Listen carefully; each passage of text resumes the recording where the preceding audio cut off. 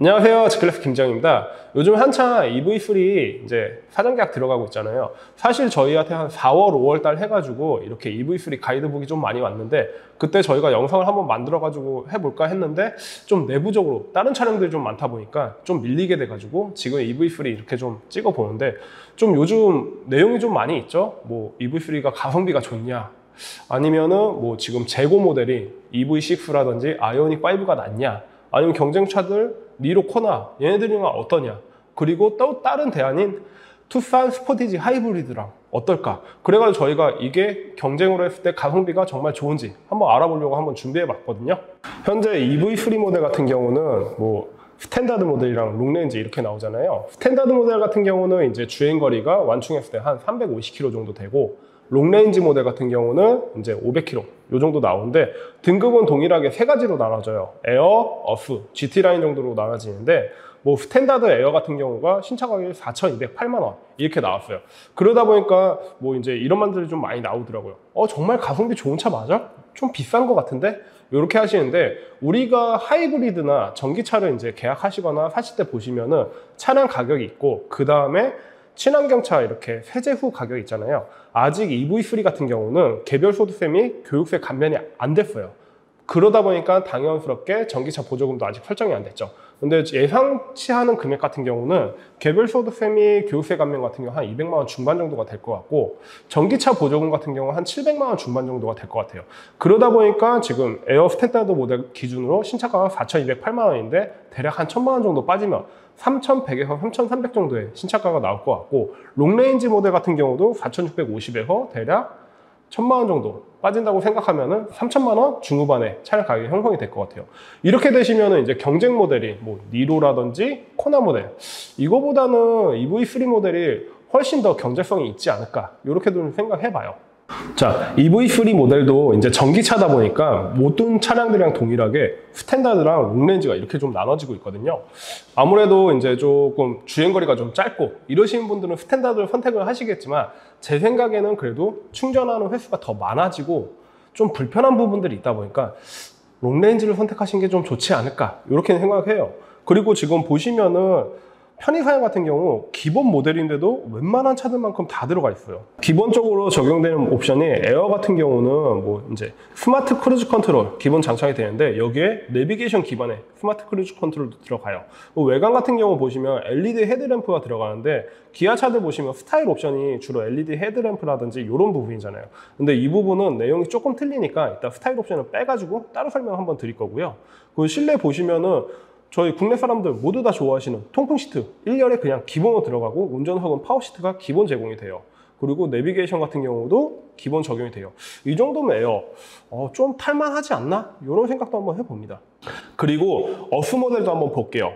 어스 모델 같은 경우는 아까 에어 모델 기본적으로 들어가는 옵션에다가 뭐 스타일, 컴포트, 컨비니언스, 이게 기본으로 또 적용이 되는 건데, 스타일 옵션 같은 경우는 기아 자동차는 주로 LED 헤드램프 쪽에 말을 하는데, 에어 모델에도 LED 헤드램프가 그냥 기본으로 적용이 됐잖아요. 근데 이 스타일 옵션에는 스몰 큐브 LED 헤드램프가 들어가요. 한마디로 뭐 요즘에 제네시스 보시면은 이렇게 큐브 형태의 헤드램프가 들어가 있잖아요. 그게 그냥 기본으로 적용이 되는 거고, 컴포트 같은 경우는 이제 동승석 파워 시트랑 뭐 워크인 디바이스 이게 들어가면서 후석에 2열 열선 시트, 운전석은 메모리 시트, 이런 게 좀 대표적인 옵션으로 들어가는 거고, 컨비니언스 같은 경우는 이제 실내 V2L 콘센트랑 실내 V2L 커넥터, 그리고 기아 디지털 키 2, 그리고 스마트 파워 게이트, 이게 기본으로 들어가는데, 저는 추천을 드린다면은 에어 모델도 가성비로 나쁘진 않은데 어스 모델을 좀 강하게 추천을 드려요. 왜냐하면 기본적인 편의 사용도 어느 정도 있고, 그리고 또 한 가지 추천 옵션을 드리면 모니터링을 꼭 추천을 드릴 거예요. 왜냐하면은 일반적인 전기차들 같은 경우가 주로 충전기가 좀 뒤쪽에 있어요. 그러다 보니까 후진 주차 해가지고 후방 카메라만 있어도 크게 어려움은 없는데, EV3 같은 경우가 이게 앞쪽에 휀다랑 도어 사이에 충전기가 있거든요.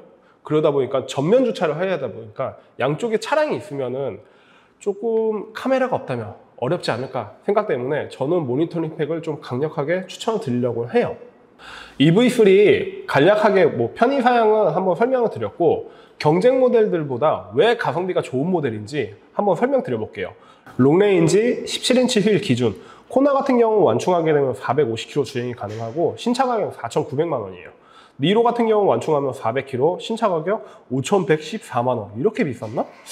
EV3 같은 경우 완충하게 되면 500km, 그리고 신차 가격은 4,650만 원인데 여기에 전기차 보조금이라든지 뭐 개별 소득세 및 교육세 감면된 건 모두 다 뺐어요. 근데 뭐 기본적으로 넣는다면 모두 다 한 1,000만 원씩은 빠지겠죠?